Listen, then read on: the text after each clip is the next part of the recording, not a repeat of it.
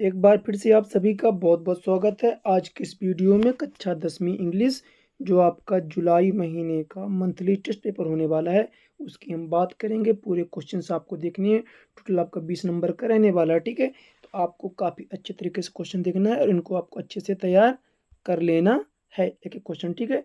तो चलिए शुरू करते हैं वीडियो। ध्यान से देखिए, कक्षा 10वीं MP बोर्ड के लिए टेस्ट पेपर है आपका, ठीक है, जो आपके स्कूल में कराया जाएगा। सबसे पहले 2 नंबर का आपका यहाँ पे पैसेज दिया गया है, आपके सामने पैसेज ये रहा, ठीक है। इस पैसेज को आपको पहले पढ़ना है, ठीक है, लेंचो वाले पार्ट से है।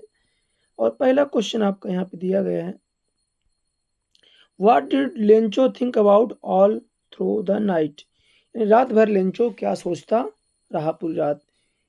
द हार्वेस्ट फसल के बारे में, हिज फैमिली परिवार के बारे में, the help of God, the weather. जैसा आपको पता है कि बारिश के कारण लेंचो की फसल क्या हुई थी, खराब हो गई थी। तो किसके बारे में सोच रहा था, द हेल्प ऑफ गॉड के बारे में सोच रहा था। यहाँ देख सकते हैं लिखा भी हुआ है, all through the night Lencho thought only for his hope the help of God, ठीक है। यानी उसे किससे आशा थी, सिर्फ भगवान से आशा थी। पहले का आंसर सी हो जाएगा, ठीक है। सेकंड क्वेश्चन आपका यहाँ पे आता है, what does the phrase Lencho was an ox of man imply about his character. यहाँ पे जो ये आपको वर्ड दिया गया है कि लेंचो वाज एन ऑक्स और ऑफ अ मैन, तो किसके लिए है।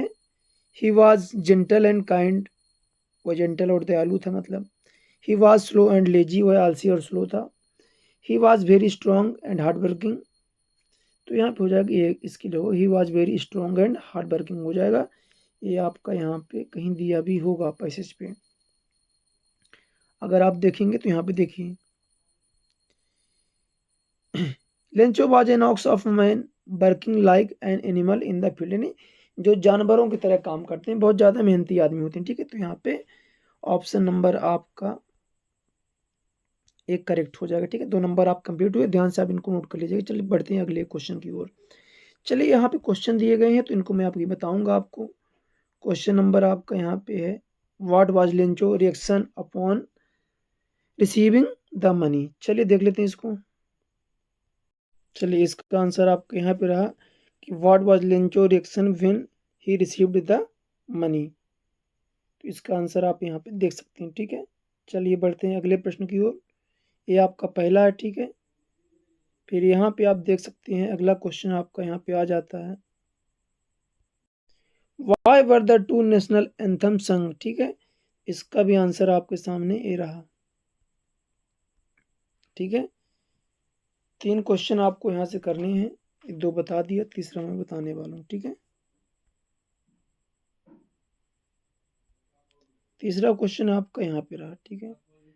What does courage mean to Mandela, ठीक है। ये आपका हो गया।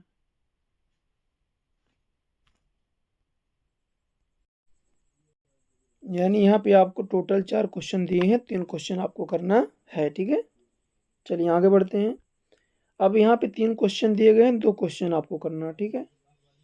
3 क्वेश्चन दिए हैं, आपको 2 क्वेश्चंस करना है, इनके भी मैं आंसर बताऊंगा। और यहाँ पे आप देख सकते हैं चौथा क्वेश्चन है, इसका भी मैं आंसर आपको करा देता हूँ, फिर इसके बाद ग्रामर रहेगी, ठीक है। चलिए चलिए यहाँ पे आप देख सकते हैं, व्हाट डज द पोएट से हैज चेंज हिज मूड। इसका आंसर हो गया भैया, आप इसको स्क्रीनशॉट ले सकते हो, ठीक है। और व्हाट्सएप ग्रुप का मैं लिंक दे देता हूँ, वहाँ पे आप ग्रुप से भी जुड़ सकते हैं, जहाँ पे इसका आपको PDF प्राप्त हो जाएगा, ठीक है। चलिए अगला तक, how does the tiger terrify the villagers, ये वाला होगा, ठीक है। ठीक है, इसका आंसर ये रहा। और यहाँ पे एक क्वेश्चन आपका ये, ठीक है, what do fire and I stand for in the poem, ठीक है। ठीक है, चलिए एक क्वेश्चन और है आपका यहाँ पे, ठीक है। चलिए देखिए यहाँ के, देखिए यहाँ पे ना, वाई वॉज डॉक्टर है ना, ये वाला है आपका। तो इसका आंसर यहाँ पे रहा, इसका भी आप स्क्रीनशॉट ले लीजिएगा, ठीक है।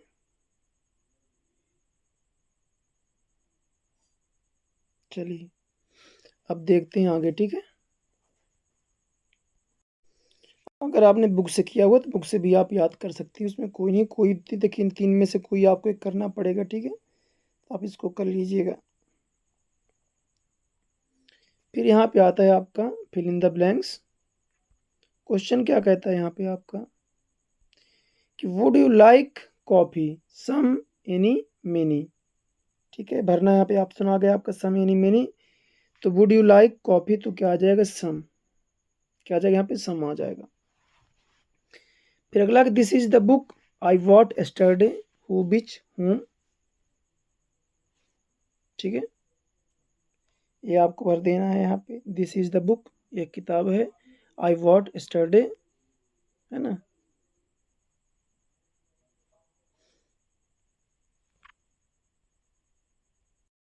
तो यहाँ पे आप क्या भर देंगे, बीच, ठीक है ना? क्या भर देंगे आप, which. This is the book which I bought yesterday, ठीक है? चलिए आगे अगर बढ़े हम तो do as directed the tall man is my uncle, the tall man is standing in the corner. यहाँ पे आपको क्या करना है, combine the pair of sentence into an adjective clause.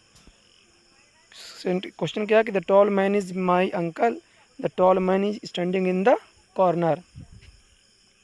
तो इसको ऐसे बनाना, देख क्या करना आप लोग, लिखना पहले द टॉल मैन, इतना लिखना, ठीक है ना? शुरू पे आप क्या लिखोगे इसमें, द टॉल मैन, फिर लगा देना हु, ठीक है?